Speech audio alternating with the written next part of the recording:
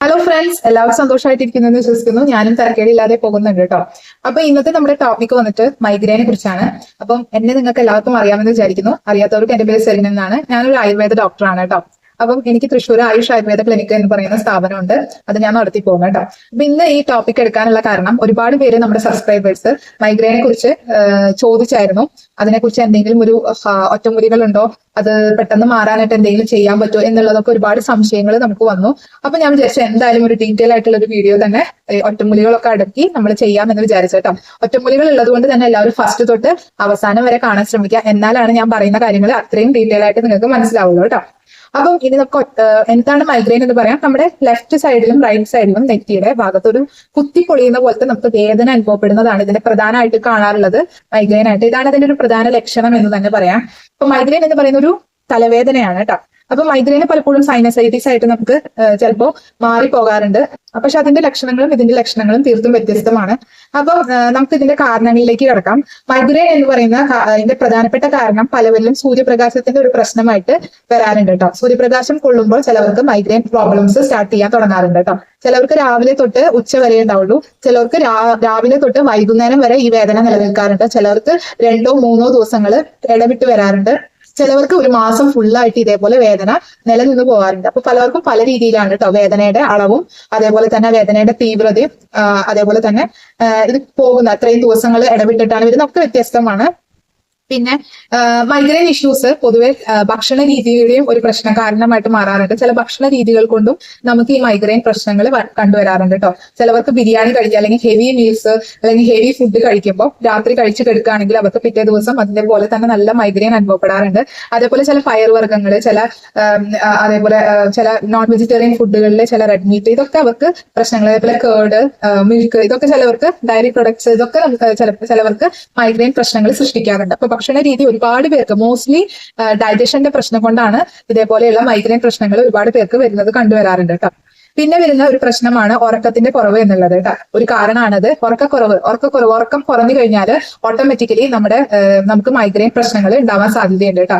അപ്പോൾ ഉറക്കം നമുക്കറിയാം 6 to 7 hours നമ്മൾ കണ്ടിന്യൂ, അല്ലെങ്കിൽ 6 to 8 hours നമുക്ക് ഉറക്കം നല്ല രീതിയിൽ കിട്ടണം. പക്ഷെ ഇങ്ങനെ പ്രശ്നങ്ങൾ ഉള്ളവർക്ക്, മൈഗ്രെയിൻ പ്രശ്നങ്ങൾ ഇതുവരെ ഇല്ലാത്തവർക്ക് ഉറക്കം കുറയുകയാണെങ്കിൽ, അല്ലെങ്കിൽ നമ്മളുടെ ഉറക്കത്തിന്റെ ഒരു ക്വാണ്ടിറ്റി അല്ലെങ്കിൽ അതിന്റെ ഒരു ക്വാളിറ്റി നഷ്ടപ്പെടുകയാണെങ്കിൽ ഓട്ടോമാറ്റിക്കലി നമുക്ക് മൈഗ്രെയിൻ ഇഷ്യൂസ് വരാനായിട്ടുള്ള സാധ്യത കൂടുതലാണ് കേട്ടോ. പിന്നെ വരുന്ന ഒരു പ്രശ്നം എന്ന് പറയുന്നത് ടെൻഷനാണ് കേട്ടോ. അപ്പൊ ടെൻഷൻ വരുമ്പോൾ നമുക്കറിയാലോ, നമുക്ക് ഒരു എക്സാമിനോടുള്ള ടെൻഷൻ, കുട്ടികൾക്കാവുമ്പോൾ എക്സാം വരുന്നതിന് ടെൻഷൻ, അല്ലെങ്കിൽ മുതിർന്നവർക്ക് ഫാമിലിയിലുള്ള പ്രോബ്ലംസ്, അല്ലെങ്കിൽ വർക്ക് സ്ട്രെസ്, ഇതൊക്കെ മൈഗ്രെയിൻ പ്രശ്നങ്ങളായിട്ടും വരാറുണ്ട് കേട്ടോ. അപ്പൊ അതുകൊണ്ട് തന്നെ നല്ല രീതിയിൽ ടെൻഷൻ കുറയ്ക്കുക എന്നുള്ളതാണ് അതിൽ ഏറ്റവും കൂടുതൽ നമുക്ക് ചെയ്യാനുള്ളത്. പിന്നെ അതാണ് കാരണങ്ങൾ. പിന്നെ വെള്ളത്തിന്റെ ഡെഫിഷ്യൻസിയും നമുക്കൊരു പരിധി വരെ നമുക്ക് ഈ മൈഗ്രെയിൻ പ്രശ്നങ്ങൾക്ക് കാരണമാവാറുണ്ട്. അപ്പം ഇനിയിപ്പോ നമ്മൾ കാരണങ്ങൾ പറഞ്ഞു.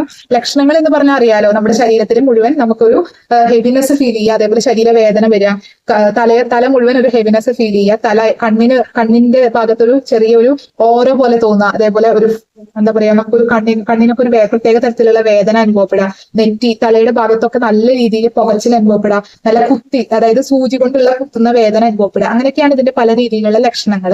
അപ്പം ഇങ്ങനെയൊക്കെ വരികയാണെങ്കിൽ നമ്മൾ മൈഗ്രെയിന്റെ ട്രീറ്റ്മെന്റ്സ് സ്റ്റാർട്ട് ചെയ്യണം. അത് ഒറ്റമൂലികളാവട്ടെ, ശരിക്കും ആയുർവേദ മെഡിസിൻസ് ആവട്ടെ, ഒക്കെ നമുക്ക് ട്രീറ്റ്മെന്റ്സ് സ്റ്റാർട്ട് ചെയ്യേണ്ടി വരും. ഇനി നമുക്ക് ഒറ്റമൂലികളിലേക്ക് കിടക്കാം.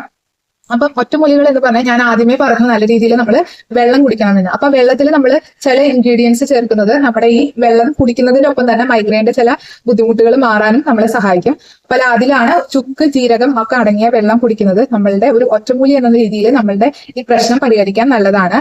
അത് ബോയിൽ ചെയ്തിട്ട് നമുക്ക് കുടിക്കാം. പിന്നെ വരുന്നതാണ് കുരുമുളക്, അതേപോലെ ചുക്ക്, മഞ്ഞൾ ചേർത്ത വെള്ളം നമ്മൾ ദിവസേന സേവിക്കുന്നത് നമുക്ക് ഇതേപോലത്തെ പ്രശ്നങ്ങൾ പരിഹരിക്കാൻ, അതായത് മൈഗ്രെയിന്റെ പ്രശ്നം പരിഹരിക്കാൻ വളരെ ഉത്തമമാണ്. പിന്നെ നമുക്ക് ആയുർവേദ മെഡിസിനിലേക്ക് കിടക്കുകയാണെങ്കിൽ ഒരു പീരീഡ്സ് വന്ന കുട്ടികളൊക്കെ ആണെങ്കിൽ പീരീഡ്സിന്റെ ഭാഗമായിട്ട് ആണ് അവർക്ക് വേദനകൾ, ഈ മൈഗ്രെയിൻ ഇഷ്യൂസ് വരുന്നത്. കാരണം പല പെൺകുട്ടികൾക്കും പീരീഡ്സിന്റെ ഭാഗമായിട്ട് മൈഗ്രെയിൻ വരുന്നത് കണ്ടിട്ടുണ്ട്. അപ്പൊ അങ്ങനെയുള്ള കുട്ടികൾക്ക് അഷ്ടചൂർണം ഇത് ഒരു ടീസ്പൂൺ എടുത്ത് നമുക്ക് മോരില് കാച്ചി അല്ലെങ്കിൽ മോരില് മിക്സ് ചെയ്തിട്ട് നിങ്ങൾ സേവിക്കുകയാണെങ്കിൽ, ഡെയിലി സേവിക്കുകയാണെങ്കിൽ നിങ്ങൾക്ക് ആ പ്രശ്നം മാറുന്നത് കണ്ടിട്ടുണ്ട് കേട്ടോ.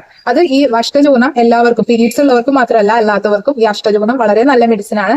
മൈഗ്രെയിന് കൊടുക്കുന്ന ഒരു മെഡിസിൻ തന്നെയാണ് അഷ്ടചൂർണം. കാരണം അസിഡിറ്റി മാറാനും വയറ്റിലത്തെ പ്രശ്നം, ഡൈജഷൻ കൊണ്ടുള്ള പ്രശ്നങ്ങൾ മാറാനും പിന്നെ കൂടുതൽ നമുക്ക് ഈ മൈഗ്രെയിൻ പ്രശ്നങ്ങൾ കുറഞ്ഞു കിട്ടാനൊക്കെ നമുക്ക് ഹെൽപ്ഫുൾ ആണ് കേട്ടോ.